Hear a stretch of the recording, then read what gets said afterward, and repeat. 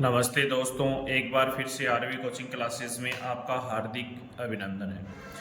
आशा करता हूं कि पीछे के सारे वीडियोस आपने देखे होंगे और आपको अच्छे से समझ में आए होंगे।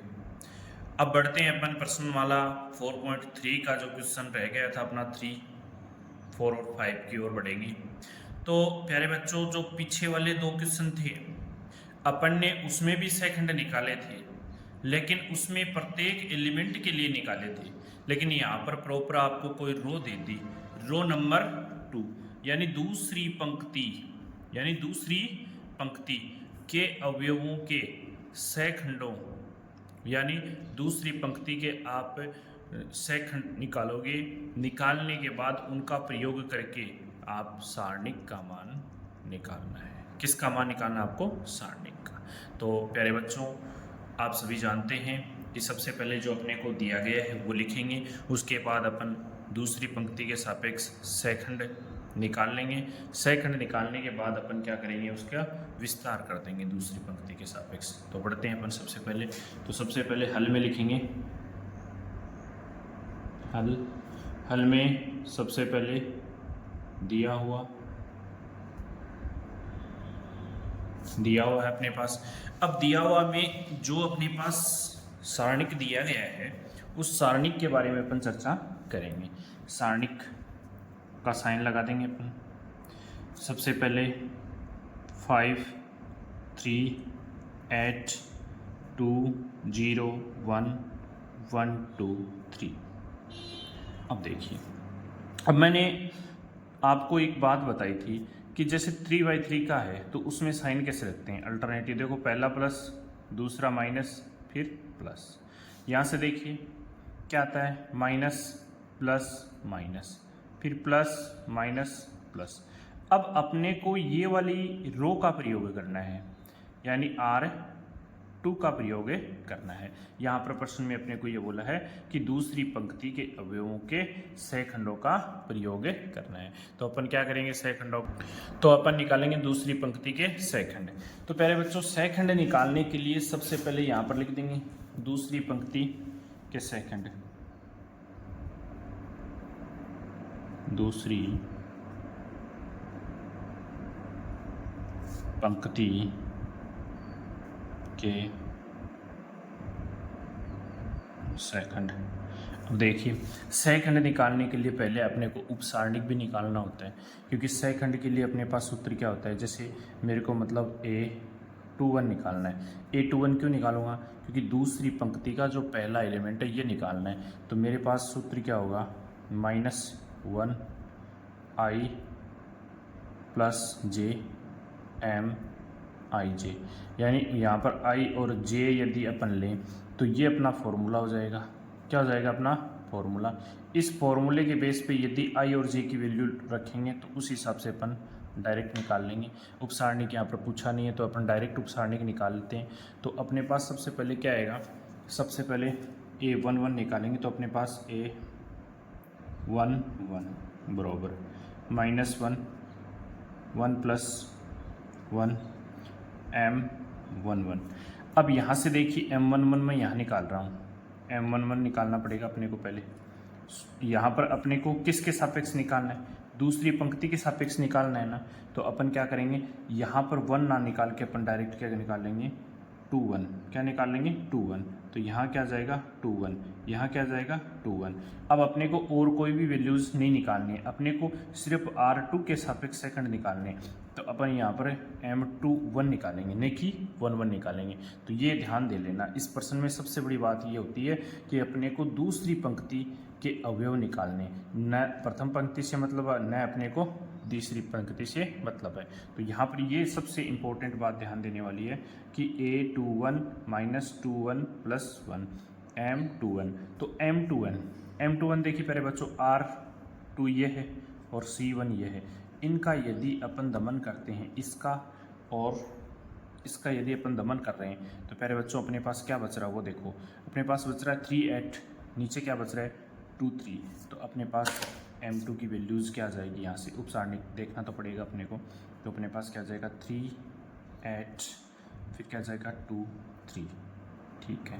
फिर दूसरा क्या जाएगा M22 M22 के लिए क्या आएगा अपने पास, देखो यहाँ से M22 के लिए ये वाले और ये वाले, तो 5 8 5 8, फिर क्या जाएगा 1 3 1 3, फिर M23 के लिए क्या जाएगा, पहले मैं सारणिक इसकी वैल्यूज़ निकालेंगे अपन आगे, लेकिन पहले अपन सारणिक के बारे में थोड़ा सा चर्चा कर लेते हैं। तो M23 2 ये और 3 ये, तो क्या जाएगा 5 3, फिर क्या जाएगा 1 2। अब यहाँ से आप जानते हो कि इसका इसके साथ मल्टीपल होगा तो क्या जाएगा 9, माइनस इसका इसके साथ होगा क्या जाएगा 16। 16 में से जैसे ही आप 9 घटाओगे तो आपके पास 7 बचेंगे, लेकिन 7 कैसे बचेंगे, माइनस के, यहाँ से ये आ गया। इधर देखिए, इधर 5 को 3 से गुणा किया 15, माइनस है 8 बराबर प्लस का क्या बचा 7।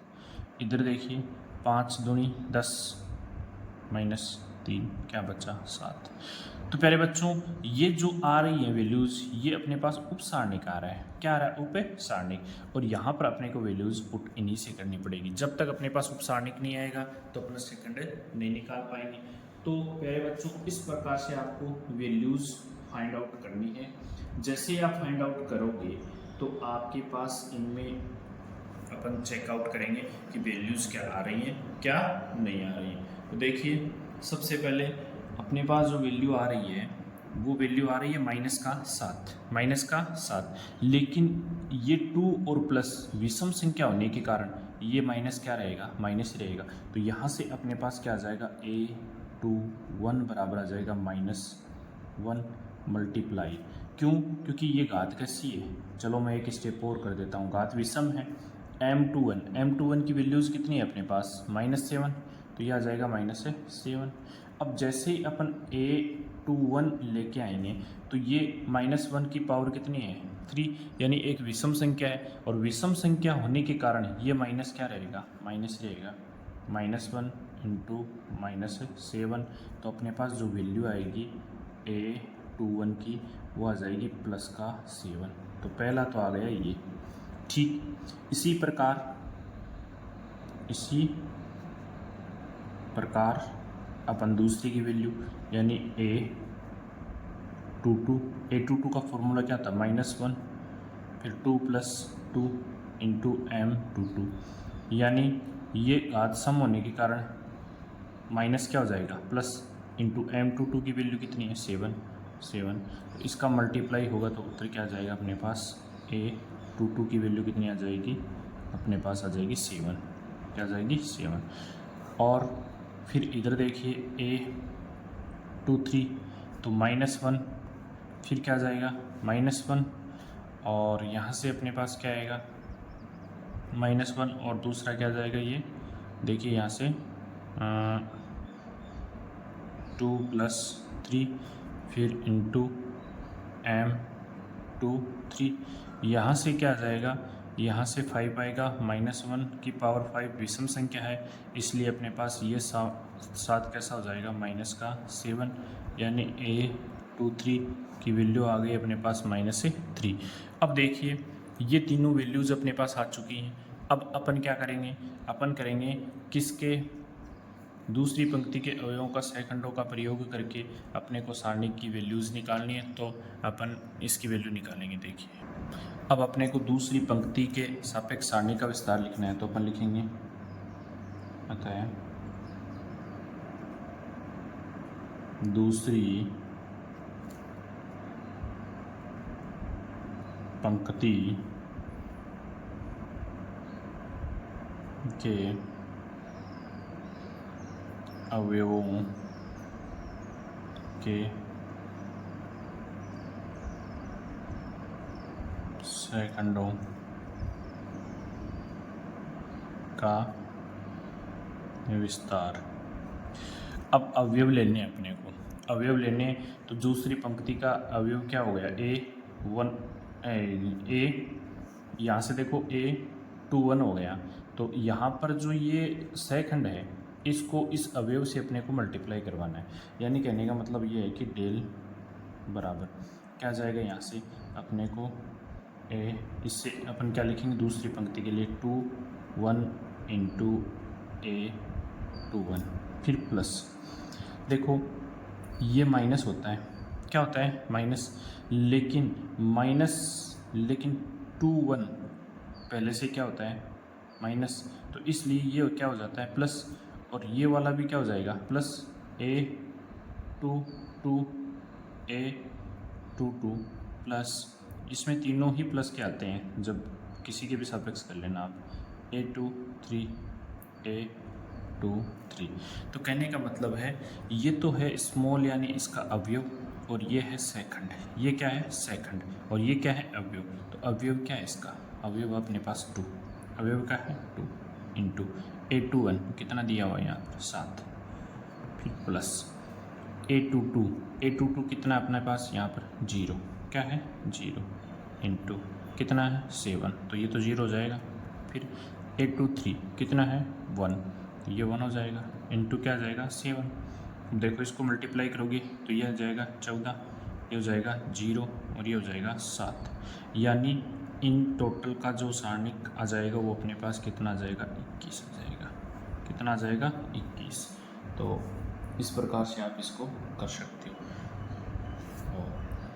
देखो यहाँ पर ये माइनस है, सॉरी 2 3 कितना है माइनस का, तो यहाँ पर इसको काट के आप माइनस से 7 लिखोगे, माइनस से 7, और ये भी कैसा हो जाएगा माइनस का 7, तो इसमें से घटेगा तो वैल्यू अपने पास क्या आ जाएगी 7 आ जाएगी, क्या आ जाएगी यहाँ से, क्योंकि 14 माइनस से 7, ये नेगेटिव साइन था मैंने ध्यान नहीं दिया, तो 14 में से 7 गए, कितने बचे 7 बचे, तो यानी वैल्यूज जो आएगी वो प्लस का 7 आएगी, ये अपना फाइनली आंसर होगा।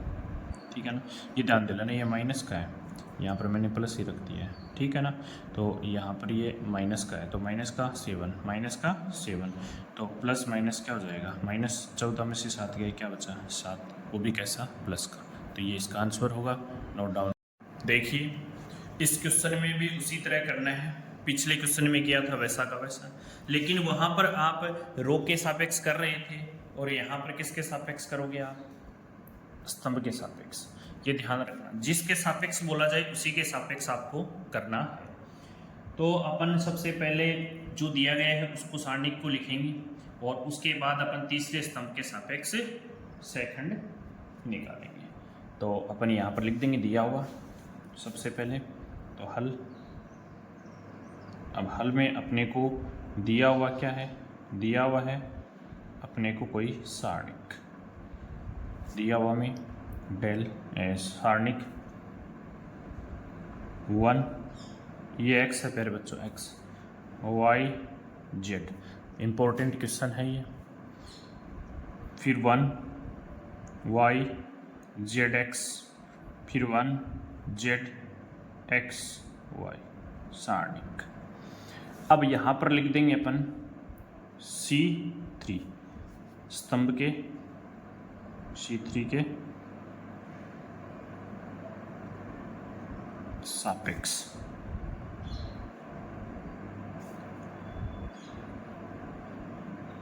सारणिक का सेकंड। तो सबसे पहले ये निकालने के लिए ये होती है अपनी C3, क्या होती है C3। तो C3 में अपन क्या करेंगे प्यारे बच्चों, सबसे पहले अपने को पिछली जो क्वेश्चन था उसमें क्या बताया था, पहला होता है प्लस, दूसरा होता है माइनस, फिर होता है प्लस, फिर प्लस सॉरी फिर माइनस, फिर प्लस, फिर माइनस, फिर प्लस, फिर माइनस, फिर प्लस होता है। अब अपने को ये C3 निकालना है, क्या निकालना है अपने को C3 निकालना है। तो C3 निकालना है तो सबसे पहले अपने को M1 ये निकालना पड़ेगा, M3 है तो 1 3, तो 1 3 निकालोगे, फिर यहाँ से अपने पास जो वैल्यू आएगी, फिर इधर से अपने पास M2 3 निकालना पड़ेगा, फिर अपने पास वैल्यूज आएगी, फिर अपन क्या करेंगे ये उपसारणिक अपने को निकालना पड़ेगा, क्योंकि सेकंड निकालने के लिए उपसारणिक जरूरी है, तो फिर 3 3 का अवयव आएगा। तो इस प्रकार से तो प्यारे बच्चों यहाँ पर ध्यान दीजिए कि जैसे मैंने ये C3 के सापेक्ष वैल्यूज निकालने की कोशिश की तो अपने पास क्या आया, देखो इसमें क्या बचा, अपने पास यही तो बचा, यानी इसको अपन दमन करेंगे तो अपने पास क्या बचा, उपसारणिक में क्या है 1 y 1 z। अब इसमें दूसरे के सापेक्ष अपने को दूसरा रो लेना है और तीसरा कॉलम लेना है, तो 1 x 1 z। यहाँ से ये क्या आया, यहाँ से आ गया 1 x 1 y। अब सारे जानते हो सारणिक को हल करना, तो आप अच्छे से इसको हल कर सकते हो। हल करोगे तो 1 को z से गुणा करोगे तो अपने पास क्या आ जाएगा z, इसको इससे गुणा करोगे तो क्या आ जाएगा माइनस का y। यहाँ तक किसी को कोई समस्या नहीं होनी चाहिए। इसको इससे गुणा करोगे क्या आएगा z, इसको इससे गुणा करोगे माइनस है x। अब देखिए इसको इससे गुणा किया क्या आया y, इसको इससे किया x। यहाँ तक किसी को कोई समस्या नहीं होनी चाहिए मेरे हिसाब से। ये इतना तो आपको समझ में आ गया होगा। अब यहाँ पर ध्यान देने वाली बात ये है कि ये जो उप सारणिक अपने पास आए हैं, इन उप सारणिकों से अपने को सेकंड निकालने, क्या निकालने अपने को सेकंड। तो ये जो उप सारणिक है अपने पास, इनका प्रयोग करके अपन इसके लिए सेकंड निकाल लेंगे।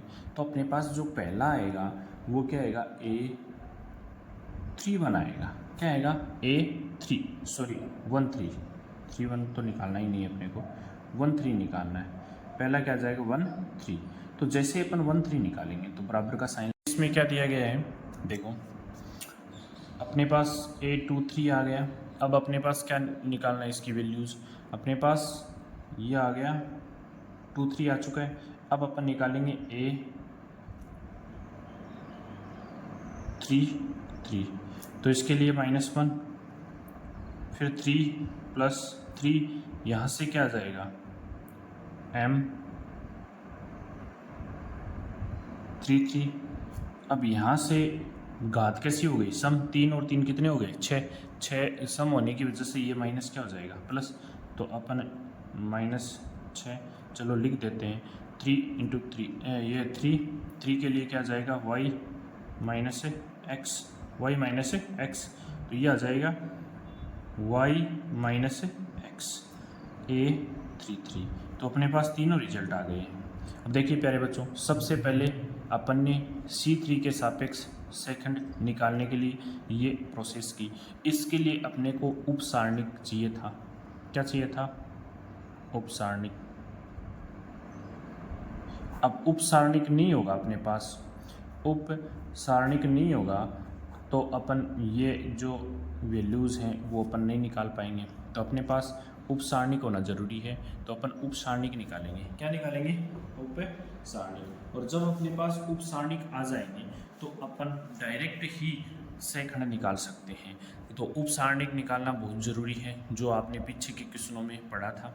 अब सबसे पहले ये सूत्र हो गया A1 3 के लिए -1 1 + 3 M13 हो गया, फिर -1 की पावर 4 हो गई। तो ये घात सम होने के कारण ये माइनस क्या हो गया प्लस, तो z - y, यानी a को किसी भी नंबर से गुणा करते हो तो वही नंबर आता है।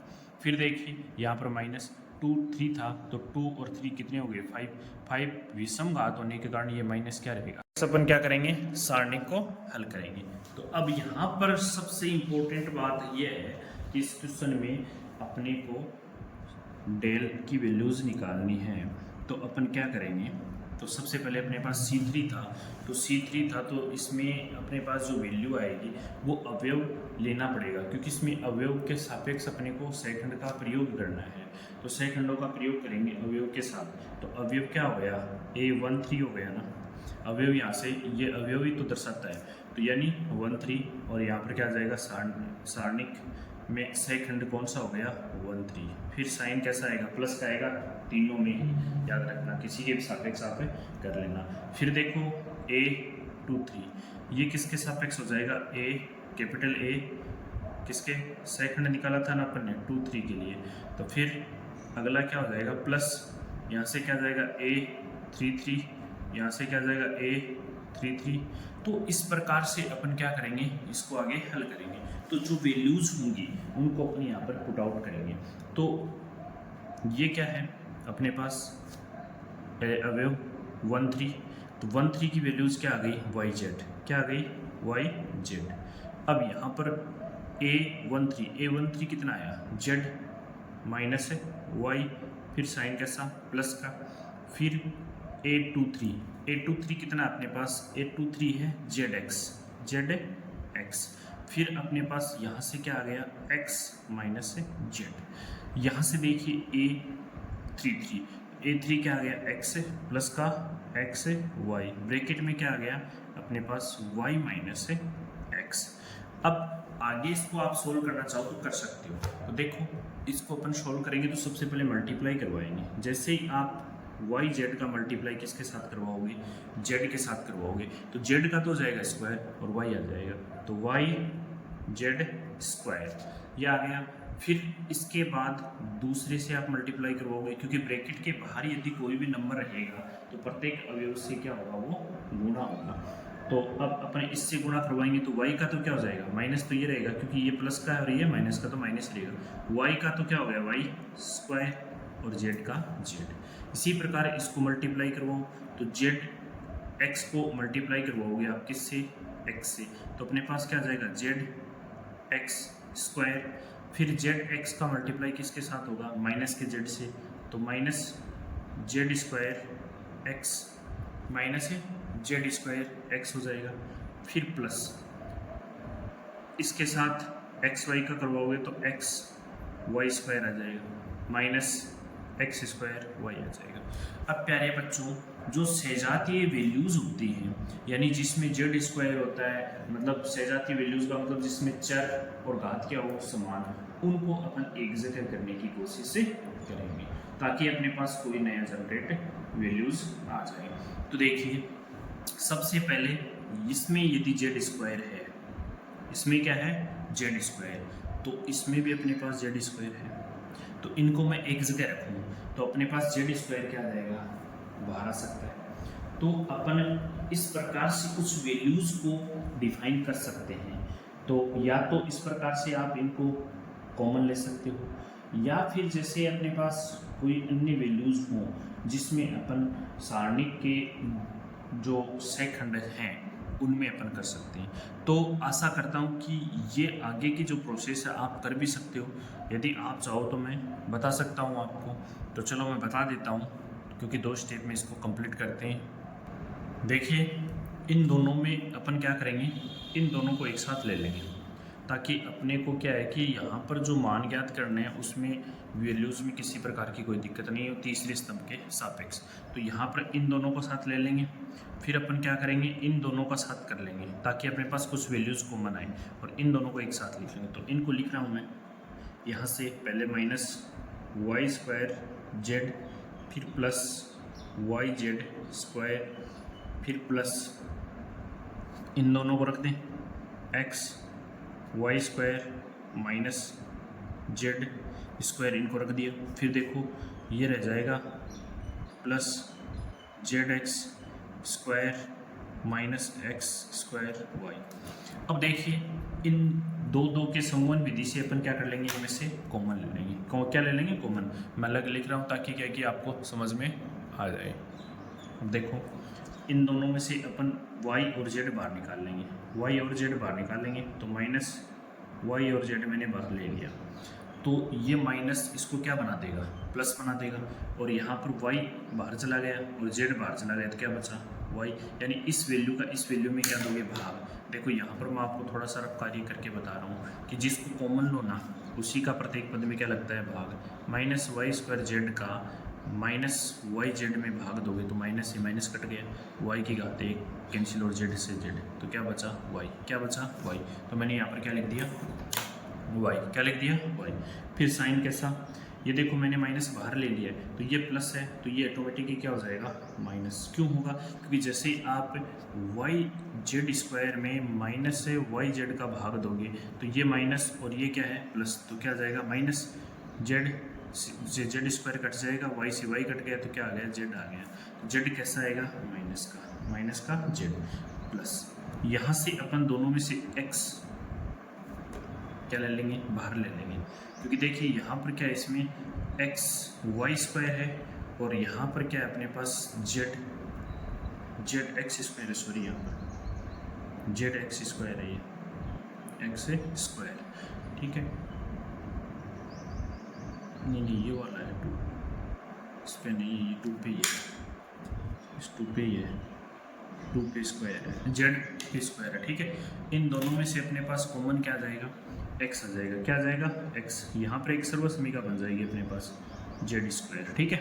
अब इधर कॉमन क्या आ रहा है, एक्स स्क्वायर आ रहा है, एक्स स्क्वायर बाहर आ जाएगा, इधर क्या बचा, जेड माइनस वाई, क्योंकि एक्स स्क्वायर बाहर चला गया।